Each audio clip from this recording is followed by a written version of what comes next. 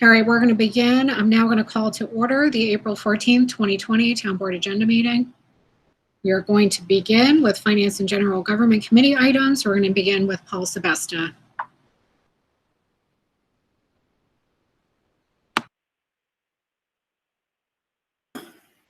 Sorry, I was having trouble unmuting. Number one is a resolution on enacting a local law amending section 27-1 of the Code of the Town of Niskuna to provide a broader residency requirement for the position of town controller. As it currently stands, it is a requirement to reside in the town of Niskuna. This would open up residency to adjoining counties to allow for a broader search and hopefully a higher, better qualified candidate, or the best qualified candidate.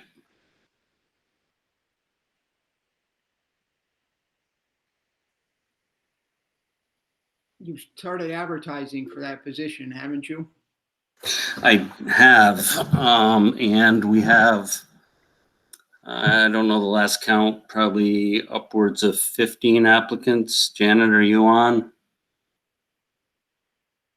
I guess not. They've all been responded to.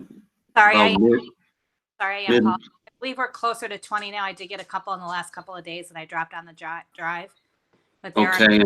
Last week I had Janet wrote up a response, and she reached out to everyone and explained the obvious situation that the whole process is kind of on hold. It's kind of difficult. Of course, we could interview, but training is quite challenging, to say the least. And we're trying to just get back to some kind of a normal situation before we proceed. The few I know are interested are going to remain interested, but it did cost a bit of money to get this out there. So hopefully, they'll still all be available. Paul, sorry to interrupt, but somebody was asking if I'm here. I'm here. Well, Paul, I appreciate you doing everything you've been doing and staying on, especially during these times, until we can get back to some normalcy. Absolutely.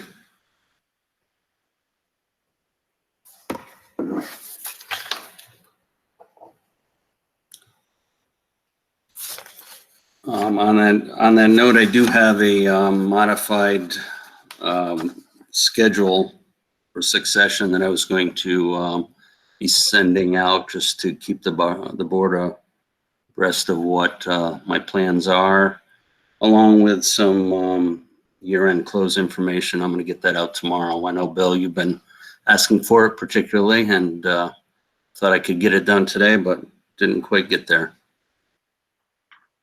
Okay, thank you. Sure.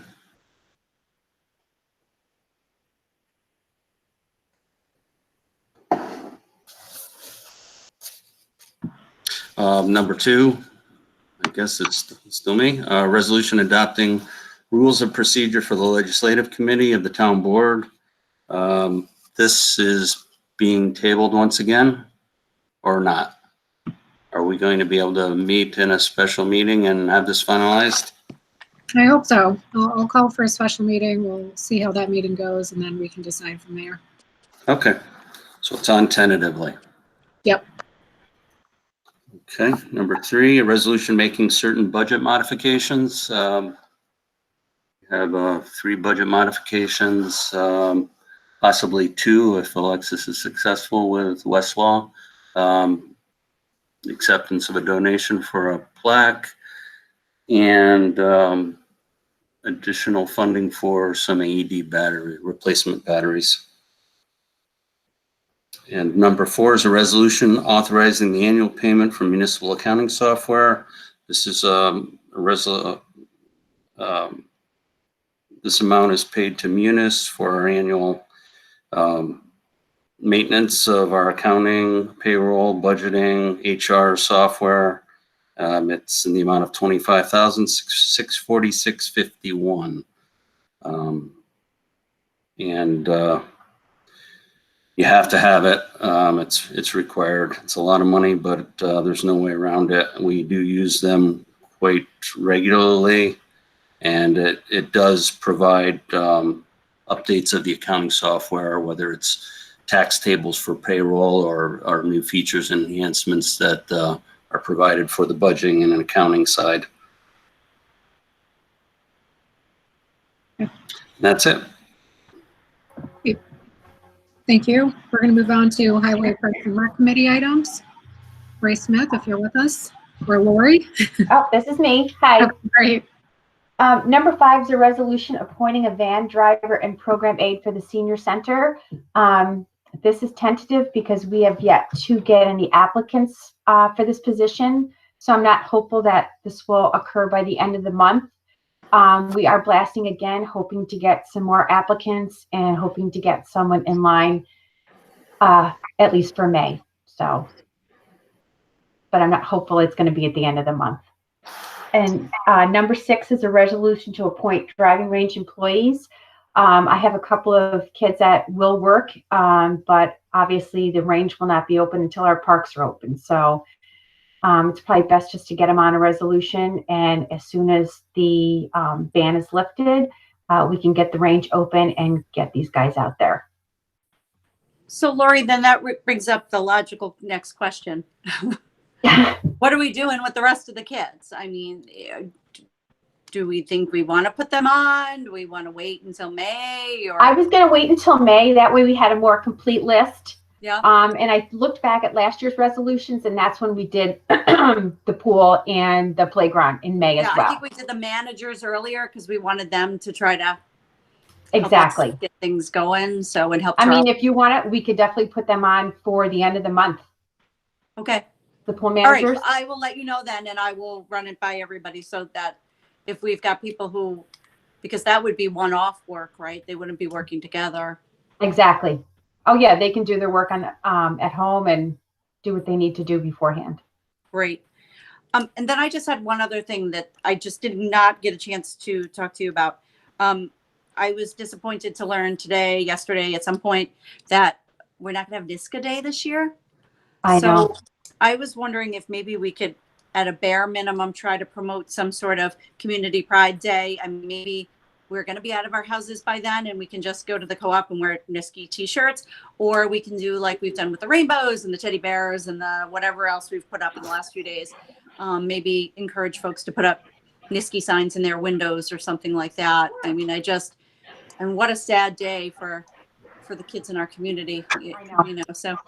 Denise, we were actually talking about that, given some other cancellations, the parade, and one of your favorites, and some other things about trying to come up with an idea to do something else to promote community. So we're on the same page on that idea. Great. So maybe we could do one of these and try to talk, maybe the two of us and Lori and Yasmin. And NCAP, Excellent. the committee that puts on NISCA Day every year, though they canceled NISCA Day, they still were looking to do a community day, much like what you're talking about. So I'm sure that we can make that happen.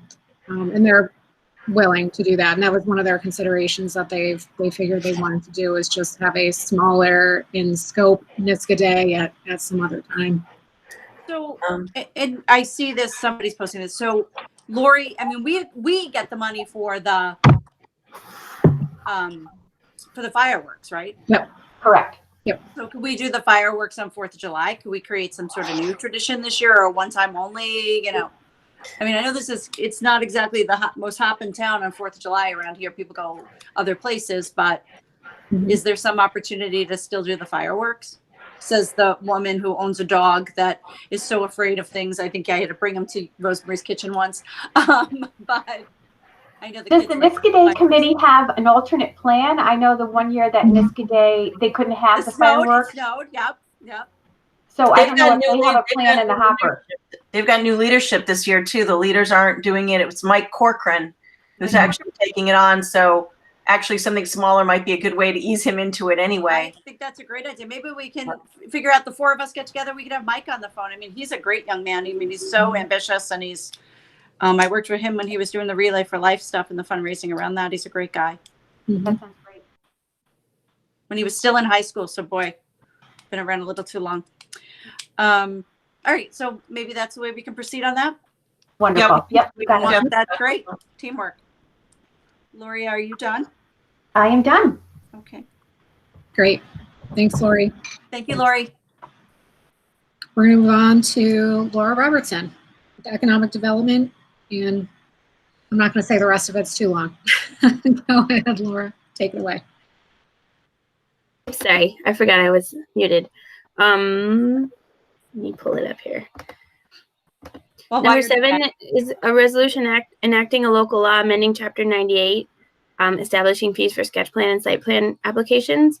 We talked about this at the last agenda meeting. We called for the public hearing. The public hearing is the same time as this amendment. It is essentially making a $200 sketch plan fee into a $100 sketch plan fee for minor subdivisions. And it's taking the $200 site plan application and parceling out a simple tenant changes where we have, Starbucks changing into Karma Bistro or something that really doesn't require, a ton of staff effort just to try and just be fair about our fees. So because it's a reduction of fees, we thought that it would be, generally speaking, okay to have it tentatively on the town board meeting at the same night as the public hearing. But that's just clarifying those fees for things that are less involved applications that we get occasionally. Number 8 and number 9, adopting a shade structure policy for the town of Niskayuna. This, we talked about it also at the last agenda meeting. It wasn't ready, but hopefully we'll have it ready. It's a climate smart communities task force recommendation. Carol Carey of the Climate Smart Community Task Force worked on this with Alexis, and it essentially is just guidelines for the town to implement with regards to putting shade structures up or maintaining shade structures in parks as a way to mitigate heat and climate change for people using the parks. Number 10, also carryover, is the resolution approving a pesticide-free lawn care outreach program. For anybody who didn't hear, this is a copy of what has been done in Erie County. It worked very well. It's a sign that recognizes that you're not using pesticide-free lawns. So people are used to seeing the signs that say stay out because the pesticides have been put down. This is like a gnome-friendly lawn or some kind of recognition of people who are not using pesticides on their lawn and are trying to maintain them in a more ecological manner. And so we're trying to have that ready for the end of the month. Number 11 is a resolution proclaiming Arbor Day. That we have scheduled Arbor Day for April 25th, and we are going to try and hold it with all the regulations that the governor has put out. It's essentially a curbside pickup Arbor Day. We are going to have little tree packets and little explanations of how to plant and maybe activities for families to do to practice Arbor Day in their home, so they can do drive-through, pick up an Arbor Day tree, Arbor Day planting kit and bring it home. And hopefully that's a good way for families and people to get outside, plant the tree, still celebrate Arbor Day, but celebrate it in a socially distant way. Potentially, we were talking about live streaming the proclamation on Arbor Day if we can, just so that if anybody wants to see that, it's out there. A lot of things have been canceled, so we just felt like it would be nice if we could do some kind of a ceremony anyway. And then, like you guys say, maybe in the fall you do a community outreach or something, but at least this gives people a chance to celebrate something. So, number 12 is a resolution proclaiming Earth Day, and we talked about this at my committee meeting. Actually, we normally do a proclamation celebrating Earth Day in conjunction with like a recycling day, and that we haven't set a date for that yet. So I think that we're going to push the Earth Day proclamation off until another time. We don't need to have one that's just a piece of paper, kind of a waste for Earth Day. So we'll wait until we have a good event, and if we want to tie it in with our own Niskayuna Earth Day, we will. But I think we normally do them together, but because this year the recycling is changing a little, we're going to move that one to another day. Terrific. Thank you, Laura. I really appreciate that because I do think the coordination of the Earth Day and the Recycling Day have been well received so far. Yeah, and our Arbor Day is different than the National Arbor Day. There's no reason at all that we can't have a Niskayuna Earth Day proclamation that is in conjunction with the resolution or the recycling program that we always do. So we'll just set that for another day. That's great. I missed what you said. What day is it going to be actually on Arbor Day? Well, Arbor Day is actually the 24th, the national Yeah. one. Ours is the 25th, so we're doing ours on a Saturday morning. Okay. So The hopefully following that'll be what day did you say? I missed it. April 25th. Okay. That's what I thought. Okay. Thank And you. I have a flyer that I want to blast. It's just a matter of getting the email blast together and getting it to Yasmin and Bill. But I do want to get that out to people so that they can plan and come. We have 205 trees coming, so we're hoping that we get a lot of people. We will. That's great. People will be looking to get out. So that's fantastic. Thank you so much. And before we lose you, do we have one more for you? Oh, you have the. Yeah, I can just go over quickly. Our historian and was able to secure a grant for our national. Any historic property on a national registry is eligible for a national historic marker, and he submitted the Grange on Rosendale Road. So that has to go to you guys for approval, like we talked about in finance, and will be essentially a sign out front of the Grange on Rosendale Road that says that it's designated in the National Historic Registry, and hopefully bring some attention to that building so that we can continue to have it in our town. Do we know how much the grant's for, Laura? I'm just listening from finance. It was what 1,900, 1,100. It was 1,100. 1,100. Is what I thought. Yeah, That's right. 1,100. So Laura's already clicked out, but I did want to say, Laura, I mean, what a nice way this morning for my day to start to get a phone call saying that SI was staying in town. Yeah. A lot of, especially you, but a lot of us worked on this Schenectady International issue for a very long time. It would have been, as we were really trying and plugging away, but it would have been a tough blow to our community. And Laura, thank you for helping guide us through this process and your leadership for it. Because I really do think that, we came out big winners today with them staying. Yeah, I agree. Thank you.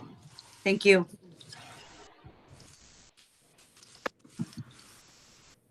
Okay. Ready to move on to Public Works, Matt Yetto? Okay, item number 13 is a resolution authorizing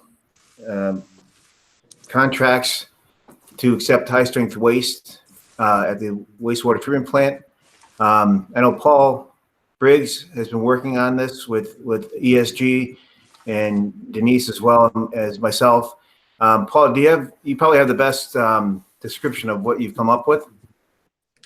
Yes, I've got the contract prepared and I'll be circulating that. I've got to sit down with Alexis and she and I need to go over it and try to figure out a way if we are going to make it, as I mentioned before, for the supervisor to be able to sign contracts as the I come on board. I did learn that they are being phased in. We always had a phased in program, so it's that hasn't changed. It's still going to be phased in. So we won't be taking on multiple providers all at once, but my proposal is going to be that we give the supervisor the authority to sign contracts as they come forward, because the only difference is going to be the name of the provider and the type of waste being provided and the amount of waste. So that's, Alexis and I are going to work on that and try to make that viable, and I'll be circulating my proposed contract probably early next week. So Attorney Briggs, will you step back, because this was not an item that started at the Public Works Committee. I believe it is a way to go forward that came out of economic development. Maybe you can give us a little bit of more context of why we're going to try to proceed this way. Well, the idea came up when in economic development, we talked about the, when bids come out for the, and my mind's blank as to the. Community aggregation. Yes, when the bids come out, the proposal there was that we would give our supervisor the authority to, we would have a bid range, for instance. And if she could accept a bid because the bids are only going to be open for a limited period of time, not a sufficient amount of time to allow town board normal process of a monthly town board meeting. So I thought that was a good practice to try to also apply to these contracts so that we can give because they're going to be essentially the same, it's just going to be a different provider so that we can give as we're doing with aggregate bid, we can do the same with these waste providers. So, Paul, does the town board have to approve of the initial contract and then the supervisor can make amendments as she sees fit? Or would this include her signing the initial contract as well? So my proposal will be that the town board approve a contract that inform that the only difference would be that we would have a different name each time we bring a new provider on board, but the basic contract requirements and language would be identical except for the name of the party. So there wouldn't be any amendments to the contract. It would just be a different entity and a different product and a different quantity that would be coming into town as opposed to, but all other terms of the contract would be the same. So it wouldn't be an amended contract, it would be the same contract with just multiple different entities. But we would need a separate contract for each. I got you. Yep. So I have a question to follow up on a similar question I asked in committee. So even with this form contract, am I understanding this correctly, that each successive contract with the individual organics provider with VIM recyclers, those separate contracts will still be approved by the town board, correct? No. No. Okay. So one form contract at the end of the month, and then I have the authority to sign the contracts as they come in. Yes, the resolution would require that as they come in, you sign the contract on behalf of the town. Yes. So, Paul, would it make sense to have something in there as long as there's no material changes to the contract? She has authority. Well, the resolution would, not the contract wouldn't say that, but the resolution would give our supervisor that authority. Authority to sign additional contracts that are materially the same in substance and price and the like as the previous one. The only thing that's being changed really are the parties, it sounds like. Well, the parties and the price, the parties, depending on the type of waste and the market at that time, which ESG is helping us with. So the parties and the price, the type of material and the quantity would be changed. Okay, so theoretically speaking, we could enter into a contract with Pepsi for 1 truck a week at whatever. And then after we enter into that contract, the supervisor could then enter into a subsequent contract with her signature alone and without resolution of, let's say, 5 trucks a week. And I'm just throwing numbers out. So in other words, that could be a material change in the contract, right? Because there's a lot more waste being disposed of for more money. Would something like that require the town board to resolve, or would she just be able to sign that contract? No, so the contract's going to list, the way it has to go is, as we're not only going to phase in suppliers, but as each supplier, let's say the first supplier comes on board and it's company A, that company is going to, in a contract, tell us they're going to bring in X number of gallons a week or a month, but initially they're not going to bring in that quantity of waste because the type of waste they're bringing in has to also be phased in, and Matt can maybe speak more to this, but the type of waste they're bringing in. So let's say that they're projected when assuming the waste works with our digester, that they're going to put in 10 gallons a week. At the beginning, they may only put in 1 or 2, but at some point in time, once the digester's accepting that waste and the biology is right in the digester, then they're going to be bringing in what quantity up to that quantity amount that they propose. So no, we're not going to, you can't differentiate amounts. So it's going to be a quantity that they're going to bring into the town as opposed to designating how much each time because of the phased in approach. Okay, I guess we just have to make sure that as a board, we understand what authority we're giving to the supervisor in signing these contracts. So she doesn't exceed it, you know, either accidentally or whatever. And I don't know if that, it sounds like the contracts are the same in substance. But there's going to be, I think to John's point, John, I agree with you in your line of questioning. Assuming, you know, what point you're trying to make here, but I don't think that I should have the authority necessarily. I think that this should stay a town board decision. I think it's consistent with, you know, statements that we've made in the past to the press that each of these contracts would be separately vetted and voted on and approved or rejected by the town board. And similarly, if you refer to our website to the frequently asked questions section that ESG created for us, it says over and over again that each contract is going to be approved by, quote, unquote, the town board. So I think taking that responsibility out of the hands of the town board collectively and granting it to me, I don't believe that that would be proper. That's my opinion on the matter. Everyone may disagree, but that's how I feel. yeah, we'll just have to word the resolution that somehow defines. I don't Is there know some if we confusion can. here? So we're going to grant the supervisor this authority for CAC. I just don't know. I got presented this the same time everybody else did, or maybe just a little bit before. So Well, with community I think choice there's something missing aggregation, here, though. What power are we giving up? Are we granting at the end of the month? And what would these contracts look like? They're not changing in any way. but they what are they can. The price can change and the quantity can change, and that to me could be, there could be swings, big swings.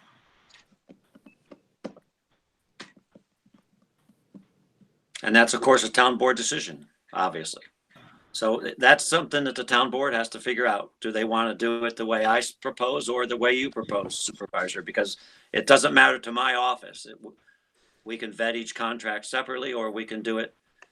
I'm trying to But streamline. you're thinking on both of these things, which now Yasmin's talking for John and I'm talking for you. So maybe Yasmin and I'll just get together in the parking lot and discuss it. But your thinking of this was that we would be losing time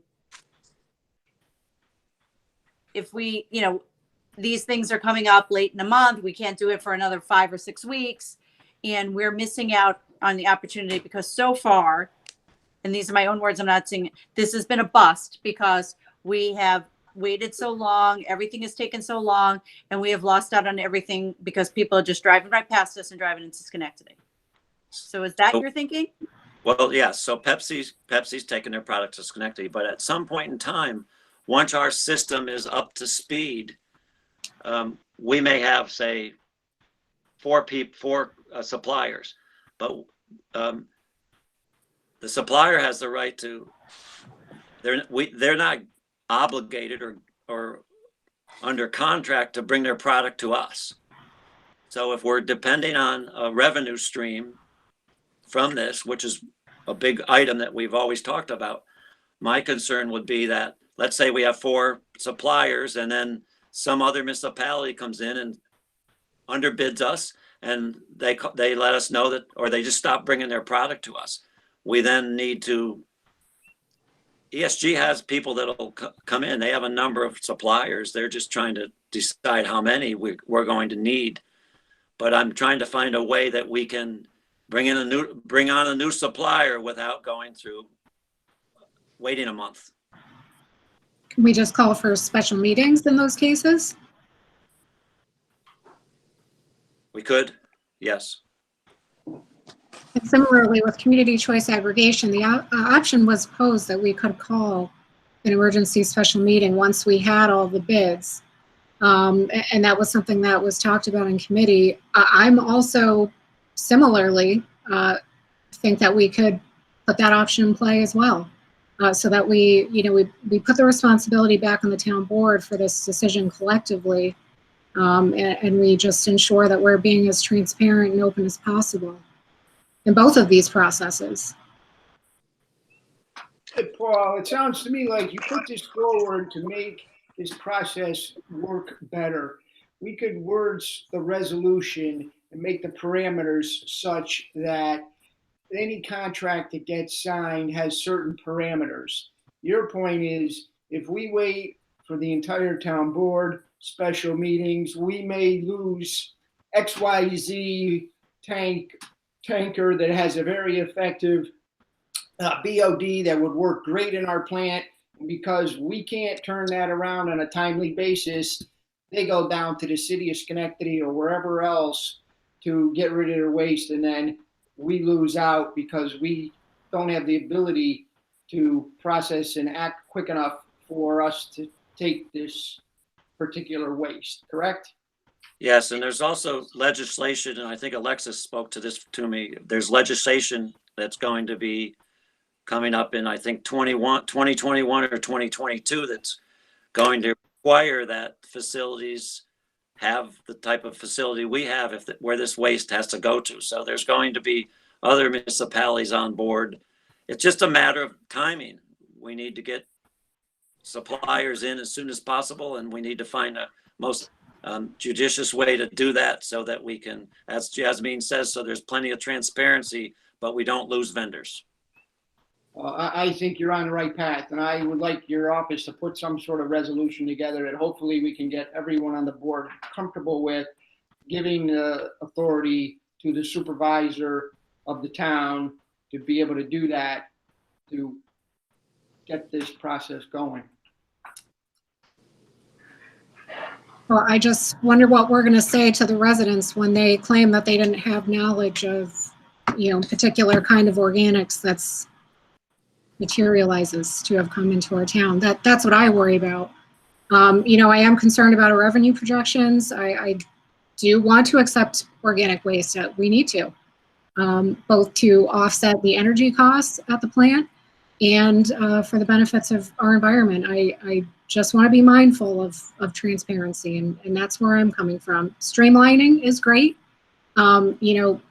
Optimizing or capitalizing on that moment of, getting a contract and a good one at a good price. But again, I don't want us to be at the whim of these companies. These are our roads, these are our residents that they're going to be driving by every single day. So we need to be mindful of that. So what does the contract say? Does each of these contracts very specifically point out what kind of waste, or it is a general fog? No, they specifically tell us the type of waste that's coming in, because it's important as to the type of waste. So our digesters, there's certain waste that'll work better on our digesters. Some waste is heavier, right? Oil and grease, food, that kind of is heavier than that Pepsi waste that we completely lost out on, right? Yes. Mm-hmm. So have we gotten any revenue yet? Like we haven't gotten anything, right? We are just Approximately $2,000. okay. Nothing. And we lost Pepsi to Schenectady. So, all right. Well, Paul. All right. So, McPartland is saying one thing, Briggs is saying another. I don't know. Is somebody going to give us a resolution? Yeah, let's get the draft. I would like to see the draft because, Paul, I think you said that, Paul Briggs, that you do have a draft. So again, I'd like to see it. We'll see what the I think we all would, right? I mean, yeah. I haven't seen anything. Right. So and let's I think I take a also look want at to see on CAC, right? So these are all things that impact the bottom line, right? And are all Right. things that are time sensitive, and they're all things that somehow we have a different process than some of these other towns. I can't imagine how, but and to just say transparency. Everything is very transparent. I mean, I don't know when we're not being transparent here. I'm still struggling to understand that. But Denise, you raised a good question. Has anybody looked at what other municipalities do in terms of this very thing? What is the process? That would be good to know. Well, there's very few municipalities that have the capacity. We're one of the leading municipalities in the state. In the that- country. In fact, the contracts that we've been provided with are contracts out of Kentucky, because In that's Virginia. Virginia. There's a municipality there that's got the same technology that we have. We don't have any. There's nobody else. For instance, Schenectady doesn't have this technology, but they're taking this waste and just putting it into their regular waste stream. Gotcha. And so what is their process? They don't have a process. They don't have a process. They're They just take They it just from us. they just accept it, and no, without a contract or anything is what I'm saying. They Well, just they accept accept it. They take it, for They whatever. No, charge them. They get They paid. charge them an They outside accept the user. Gotcha. Yep. But they're not using it like we can. At our plant, we can No. take this waste. But they're making the cash on the barrelhead, Bill. Right. But They they're making are, the cash but- coming in the door, and they have said, you can come anytime, day or night. We want you. We know Niskayuna's giving you a hard time. Come on down. Just drive right past there and go down the road. That is And correct. people are taking advantage of it. Right. But And my they point can- was, they're not using the waste. They're just disposing of it. They're not going to use it the way that we have. They don't. No, have to of course They'll not. Turn this waste into energy and make it green for the environment. No, Right. but they're What- making more money, unfortunately. They're Laura making can say it more money. articulately than I ever can. But all of you understand this piece of it. This isn't where we're ahead of the curve in the state. We're ahead of the curve in the country. We have one of the most state-of-the-art facilities in the country. However, everybody's catching up. This is the way to go. Everybody else is talking about building these because you can make the money back. Whether you make the money back by just powering your own facilities, or you actually, charge more for this waste. But this is how we got Pepsi to begin with. Colony didn't want them anymore.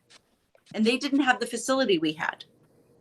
Colony didn't want them because their waste was destroying their system. Right. You put the sugary stuff down the pipes, it rusts out. So eventually it's going to catch up with Schenectady. But right now they're just stuffing the money in their pocket. So hopefully we can get Pepsi and the other ones back and take advantage of our leadership here, because we are ahead of everybody. So we've got to get these people online and keep them going. It does make sense to have the supervisor enter into contracts so we don't have this delay and they go over to Schenectady, because Schenectady can do it cheaper than us. In the short term, not in the long Sure. term. Yeah. All right, so people are going to give us language on both this and CAC. I don't know where CAC is. So I got. Laura, I'm sorry.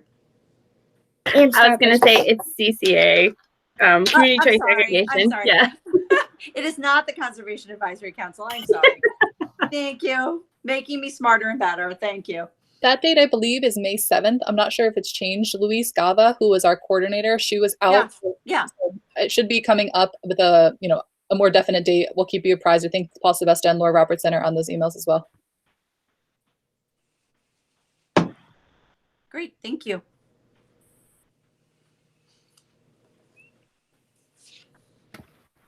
Okay, want to move on to 14? Sure. 13 was so much fun. 14 was covered at the last agenda meeting. I don't know, somehow it didn't make it onto the actual board meeting, though. It was related to an issue that we had at the sewer plant last year under the previous operator, unrelated to the plant's main permit. It was a stormwater related violation having to do with record keeping. We've since resolved all the issues, and it's a minor fine. Paul was working with DEC, Paul Briggs. So it's just a matter of giving the supervisor the authority to sign it. Yes, DEC, once we explained what happened, they cut the fine approximately in half, and it's just a matter of having the supervisor sign the consent order. I think it's $750. So, and Matt, while we're talking about consent orders, would you like to explain what happened on March 30th? And we discussed it at the committee meeting. I know there was an email subsequently. Are we under a consent order after what happened there? Have there been fines? As of right now, there's no indication that there's a fine or a consent order related to it.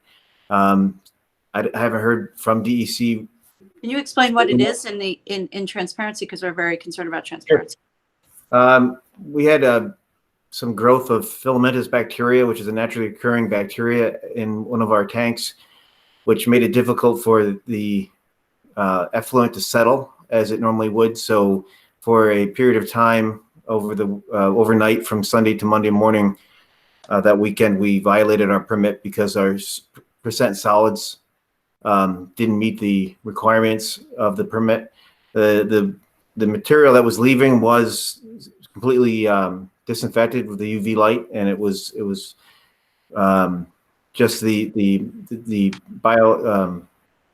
organic material that wouldn't settle. Our operator had been working to fix the issue, but unfortunate timing with the rainfall event sort of caused the issue. We immediately contacted DEC, told them everything that was occurring, made some more changes to the operation of the plant, and it's typically a seasonal issue, and more aggressive approaches will be taken next year to make sure that doesn't happen again. But we did do all of the proper alerting to the state. We did the NY alert system as well, and then all follow-up information that was provided to the state was accepted by them. So I'm sorry, Matt, you are the one who told the state. The state didn't tell you that this happened? You reported it in? Our operator on the weekend noticed the issue and called me over to the plant, and we contacted the state immediately on Sunday. And this was caused by a rainstorm? It was poor settling, and the rainstorm is what basically set it over the edge, because the material wouldn't settle in one of the tanks as well as you'd like. The rain just put the additional volume of water, which wasn't actually all that much compared to the to past years. With the improvements we made at the plant, we saw a huge reduction in the amount of flow, which is great, but it was just bad timing. Okay. If the operator had caught it probably a day earlier, we wouldn't have had the issue. But unfortunately, we are running at that point. We were running at reduced staff as well because of the COVID response. Oh, so this was after the emergency had already, March 30th. Oh, so this was after the pandemic. So you had Yes, yeah, we were Okay. 50% staffing. And how much staffing? 50%. So we had two people on.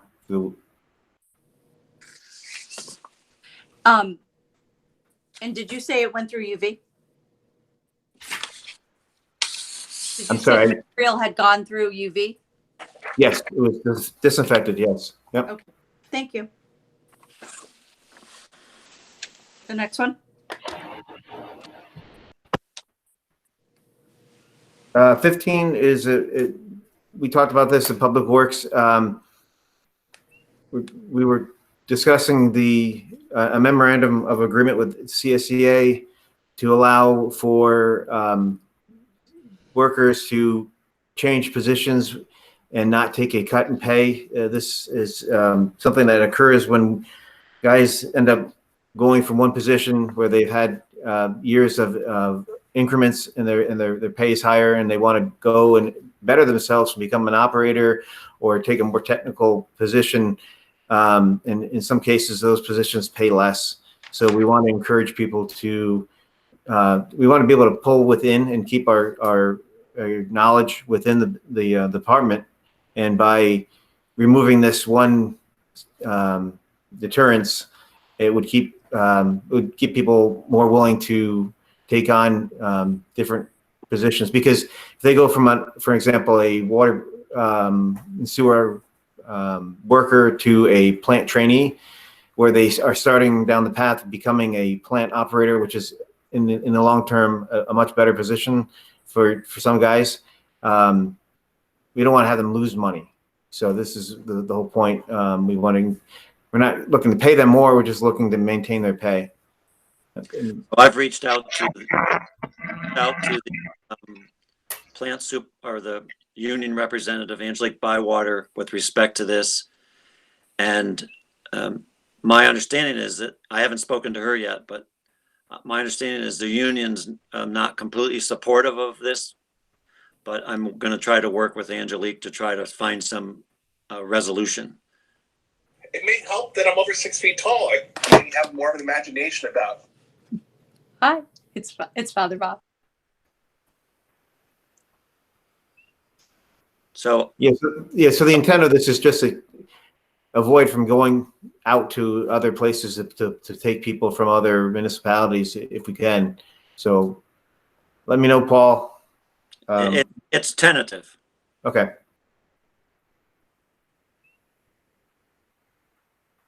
Uh, 16 is hiring of a new water plant operator at the town's water plant. We have a operator who's retiring at the end of this month, and we're actively looking for a replacement. Well, if we have to do remote interviewing, we will.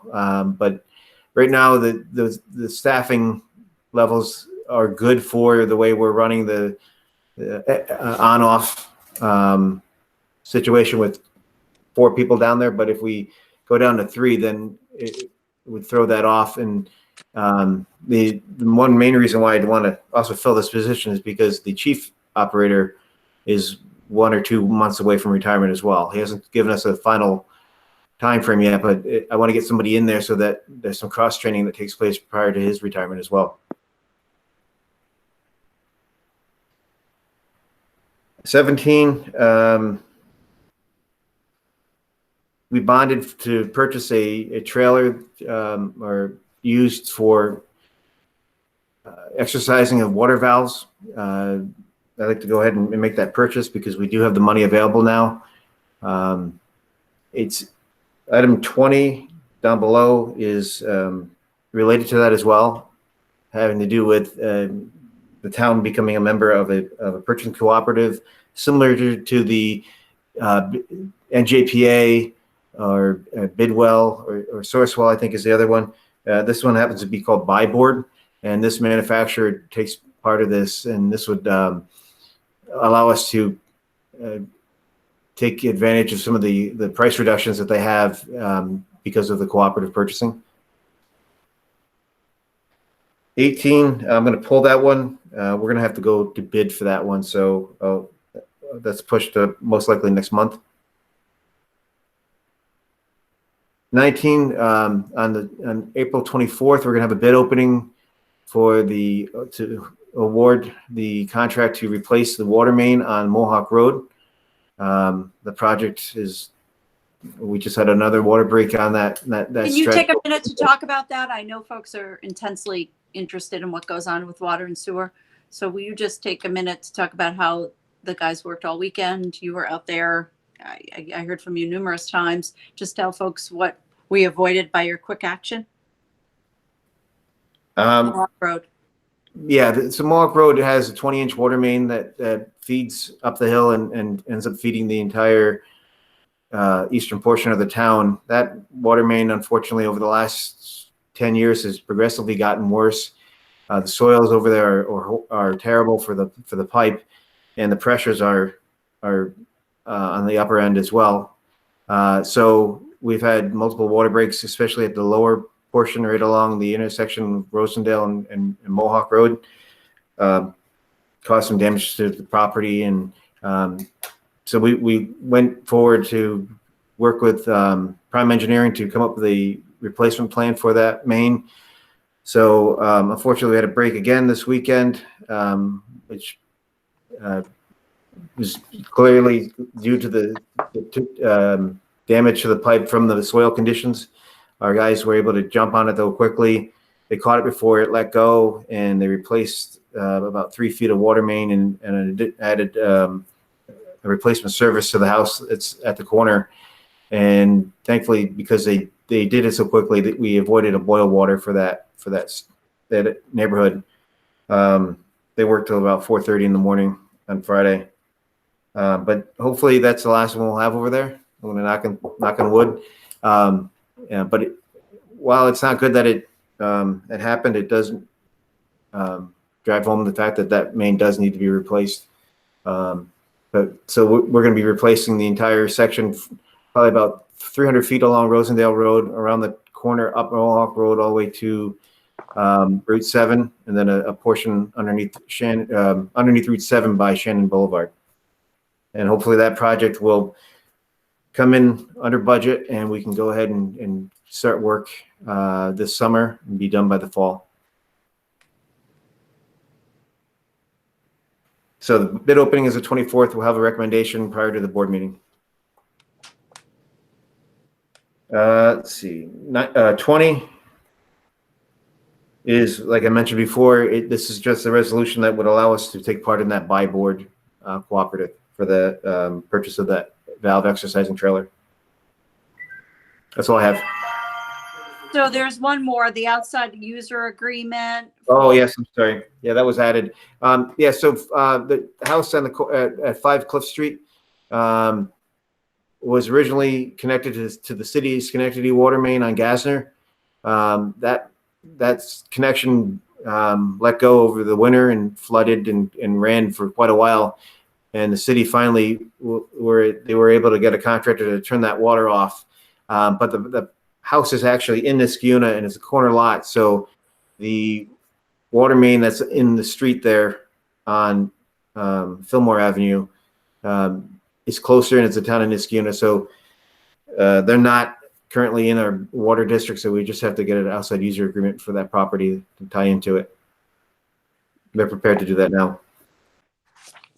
And before we move on, Matt, I just had a couple of questions. One of the other things that came up during the committee meeting was PPE for your folks, and how are we making out with getting that? I know it was a concern about following the chain of command, and do you know the answer? Do folks have PPE in your committee? The folks who are responsible for water safe and are dealing with sewage.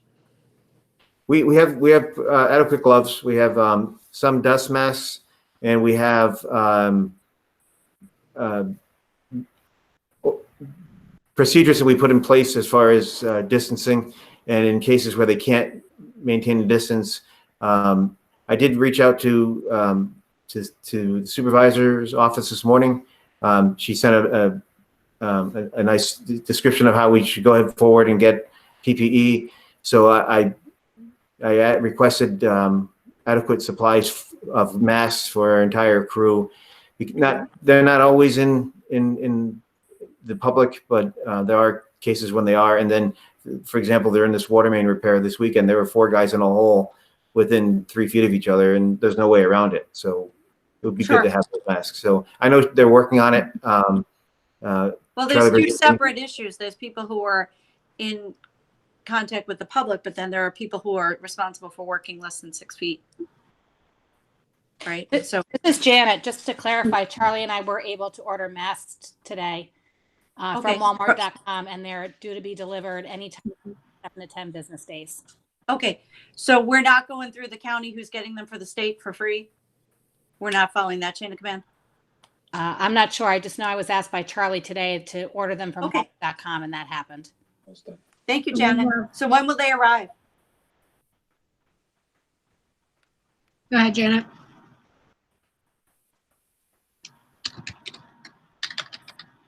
Sorry, trying to get unmuted. They're saying anywhere between April 14th and 22nd was the email that I got this afternoon. That's great for ordering anything from any of these retailers right now. So terrific, Janet. Thank you so much. You're welcome. So we're not using New York Response. We're not going to the county and getting it. Well, all of these requests have been filtered through back to Charlie Bergamy, our safety officer. Okay. And he's been in contact with the various avenues of procurement, so to speak. Sure.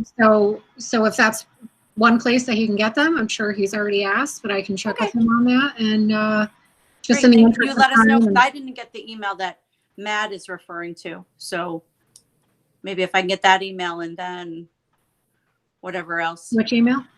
Matt referred, did you say you got information from the supervisor? That was very helpful. Yes, Oh, it was, memo. Yes, Yeah. yeah, it was addressed to the department heads. Oh, good. Okay. yes. You should have been on that, but let me check. Okay. I'm sure I was. I will double check as well. I may have Okay, missed. I can that. check. Okay. All right. So then we'll see that email and then whatever we hear back from Charlie. Yeah, masks are going to be arriving. Those are going to be given to everybody. If we have to put in successive orders really quickly, we will do that. And thankfully, between Charlie and Janet working together, they've been able to get everything ordered very quickly. And what's the price on them, Janet?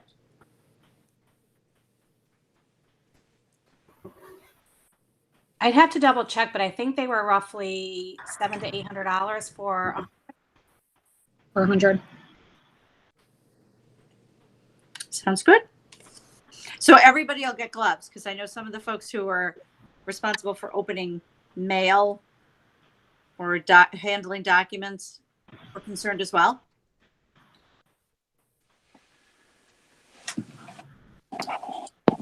Yes. Is it addressed in the memo? I could just read the memo if it's addressed in the memo. Yes, if they've requested gloves, yes, those will be provided as well, in addition to some other PPE. Great. Thank you so much. You're welcome.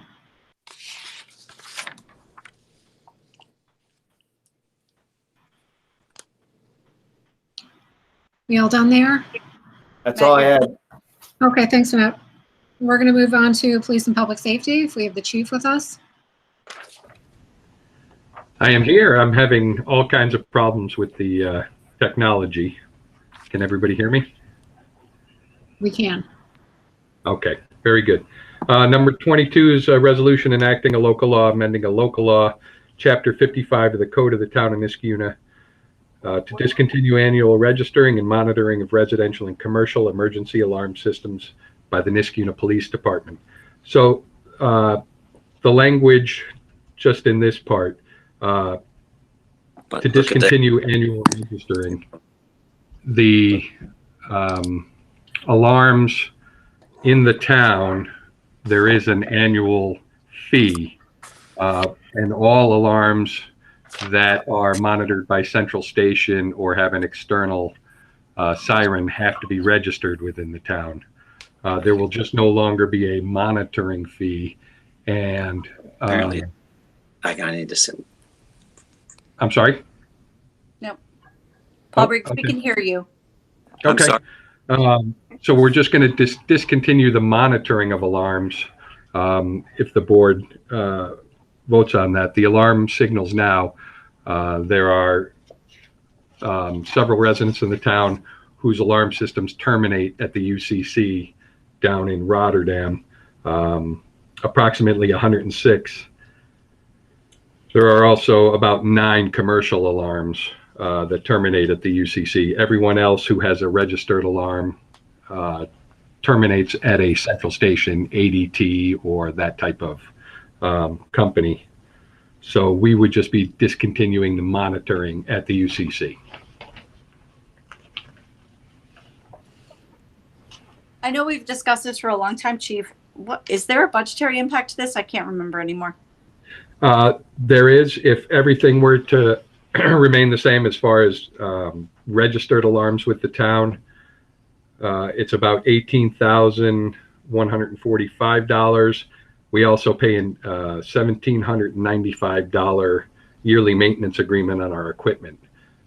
So it really comes down to about $16,350 that the revenue would be decreased. So it would cost us $16,000. We're not saving any money in this. No, it would be a loss of. Currently, we take in about $60,000 in revenue from all the different things, and I think I put this in the finance packet last month, but I can circulate the document again. We would go down to $41,860 in revenue if we were to discontinue the monitoring. We'd still collect the annual fee for registered alarms, and we would still collect false alarm fees. We just wouldn't monitor the signals coming from people's houses. They would have to go out to third-party central station. And the reason we talked about doing this, when our dispatchers went to the UCC, our alarm equipment went with them, we lost oversight over not only the personnel and the procedures, but as well as the equipment. So we don't have direct oversight over any of that anymore. And, you know, based on the age of the equipment, the maintenance contract, the lack of oversight, I think the liability in the town continuing to monitor the alarm signals is greater than the $16,000 revenue deficit in 2021. We would continue to monitor through the end of 2020, but the plan would be to discontinue that at the end of this year. So, and the liability is so great. I know we've talked about this before. I just want to understand it one more time. The liability is so great that it's worth, in essence, 0.25% tax increase. I don't know who can answer this. Maybe Spesta can answer it. I don't. I mean, know Paul you might don't be. talk tax increases, so I'm not gonna make you answer that one. I'm just trying to understand. Yeah, it's roughly a $16,000 revenue loss, but we have no oversight over the staff down there, the equipment. Yeah, no. If the equipment fails, you know my story, right? So, yep. You know. If the equipment fails down there, we don't know that that's going to be noticed. I'm certainly not in the business of criticizing them. I think they're, you know, but I mean, even much simpler things like making a phone call to 911, right? So, we've lost control of it. We don't have this, you know, the accountability over it. So, so are you at the same time you're saying we're no longer going to do this and we're going to incur a $16,000 revenue hit? Are you proposing, or are you going to ask us to think about an increase to registration fees? I mean, that would certainly be up to you. I know we did an increase. I don't know if it was last year or the year before. Yeah. The only thing I'd ask with the false alarm fees, we had to print several thousand documents that we drop when we go to an alarm that would have to be reprinted. Right. So that would be an additional cost if you were to raise fees, but. Okay. All right. So Paul Sebesta can, you know, we can have another budget conversation at some point. So Paul Sebesta can give us more information on that. Chief Okay, Wall? and I'm sorry. Yeah. I know there was discussion about sending out a letter with the water bill, maybe where I would indicate that we were going to discontinue that. However, that's the letter. See, nobody told me what the letter was that was going to go out in the water bill. So it's that, because normally whatever's going to go out in the water bill goes through the committee. So you want to tell folks in the water bill about the signaling issue? right. In the past, I've sent out a letter just from my office to the town residents without having to pay the postage, only the insert fee, talking about different things within the town. I'd be hesitant to put this topic in there until there's an affirmative board decision, because I think that would just cause more confusion. I think the better play for us would be to send a letter out if the board makes a decision to just our current customers to make sure they're aware they're going to have to make a change. Okay, because Matt was thinking we were waiting for you for that insert. Okay. Right, but that would just be a general topic from the police department insert that we were talking about, not the alarms necessarily. Oh, okay. I didn't know what that document was. Okay, so while you're here, what is that? I'm sorry, document? just Tell us. going back to the letter, we discussed that in the March 10th Finance Committee meeting. Which letter? The letter from the chief? Yeah, it says right here, chief indicated via mail notices could also potentially go out with the April water billing. For what? Right, without a decision from the board, though, I'd be hesitant to say we're going to one way or the other do anything. Right, so he's saying it's going to be something else now, Yasmin. Yep, no, I understand that. I'm I knew just that noting the part. fact that we discussed this. Right. Right. That letter was going to be more of a general letter. The chief wants to be able to send a letter to all the residents that are currently using the monitoring as quickly as possible. Give them as much time. Yeah, okay, so we discussed it in the committee meeting, but that letter wasn't circulated. We were just looking to see it, right? So normally what happens, like if Diane has something, Michelle sometimes comes to the committee meeting because she wants to go over what's going to go in the various mailings. So we just normally get it ahead of time so we can see what it actually says. That was all. That was my only suggestion. Not what the topic of it was, but what we could see it. So how we could figure out the mailing. That was my only question. Right. So in talking to Matt, we had discussed having it to him by Friday. Yeah. So I'll be typing something up that's just general topic, crime prevention, safety measures, that kind of thing, just to the town residents. So I can forward it to you as I give it to him for printing. Excellent. So Chief, I just had one last question unrelated to this. Okay. So I'm back maybe in December when I was still chair of highways. You and I had a conversation, maybe some texts went back and forth about the speed signs and doing a speed survey over on Rosendale. It was subsequent to the fatal crash that took place in Rosendale. Right.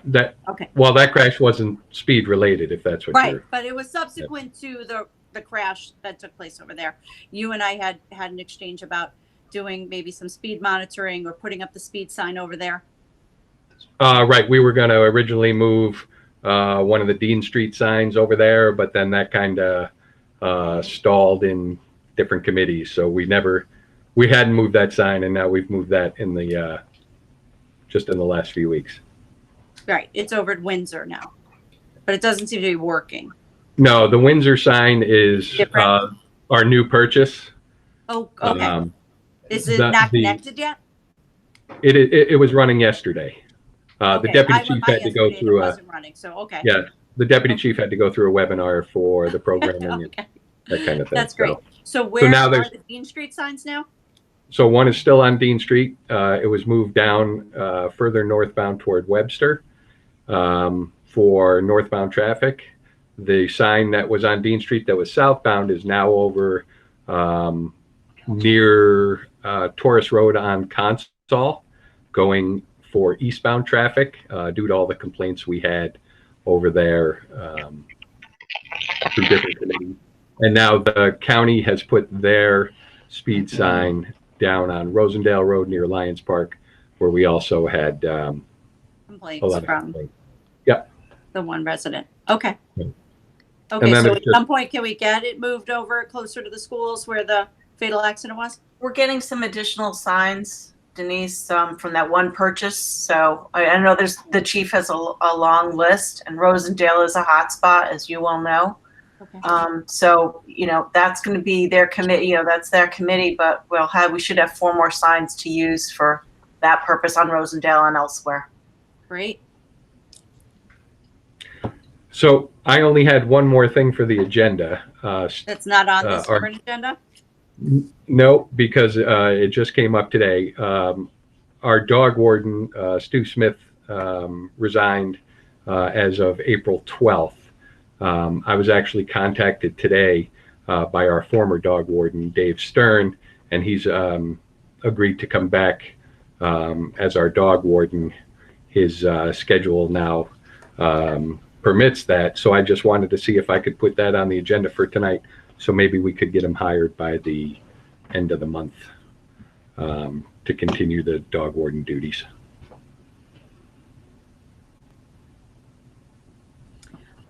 Any particular reason why he resigned, Chief?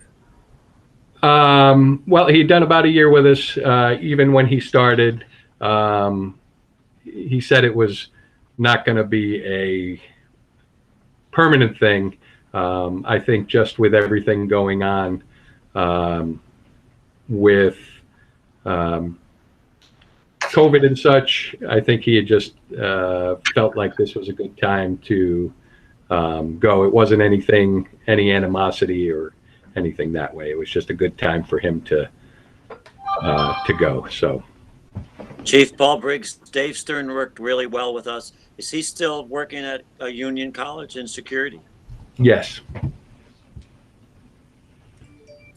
Why did he leave? Do you remember why he left? Yes, but I'd rather not go into it. Okay. It wasn't anything here. Okay. It was more, more things he had going on. Okay. So if we move forward with a new dog warden, one of the things that I was going to send over to your committee was, could we update the list of animal control people to begin with? Because every once in a while, people have like a raccoon crawl down their chimneys and get in their house, and then it's not the job of the police to come help them. And if it happens after business hours, you're sort of out of luck in the town of Niskayuna. That I don't know. I just heard. I just am guessing that if it maybe happens at 5:30 or 6 o'clock. You are kind of out of luck. Because our dog wardens are just that. They're not animal control. And depending on the dog warden's son's telephone number, you are really out of control, out of luck. And if anybody has seen the pictures of perhaps any raccoons that may have gone to people's houses, I mean, it just, I don't know what people do, right? And shame on me that I've been in this job for all these years and I just did not know that. But and in that case, we helped you out. What I've heard has happened around here recently. Right. In that case, I think the police department was able to help that resident. So that police in department that case, outstanding, second to none is what I've heard. But it's not their job, and that is correct. Mel Berger, who's a town resident, he used to be Mel the is not person. doing it anymore. I can go through each and every one of them with you because I may have heard who is and is not doing it anymore. Mel Berger is not. So right. So it's a difficult thing. We try to reach out to some different. When we had Frank the Turkey, for example, we were able to get an organization who was willing to come down and trap that, but they came down from, I think it was northern Saratoga County. Yes. And that was just because they like turkeys. But it's a difficult thing. So we will work on trying to identify people who can. They run few and far between. This is true. But perhaps this is something we can put on a website or just get out there. Because when, you're sort of worried about this stuff. So wonderful. Thank you very much. You're welcome.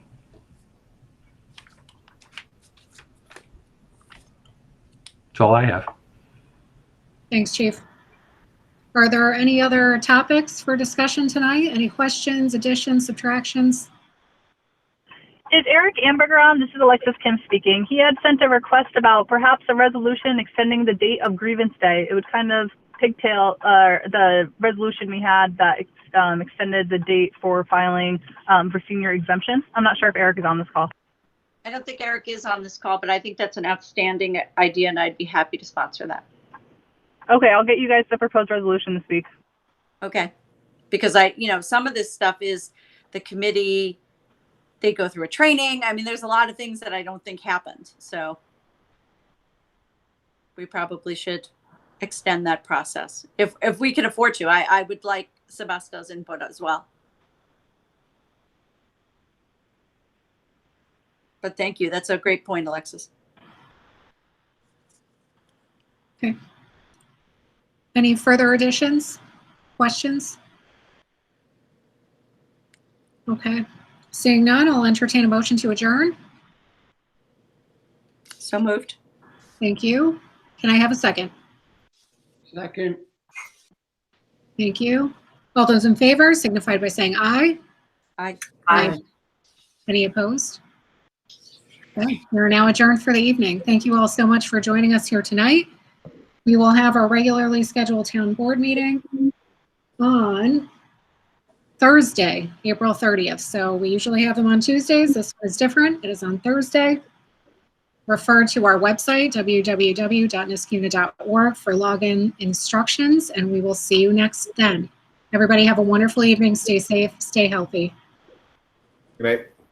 Thank you. Good night now. Thank you. Good night. Thank you. Hi, John.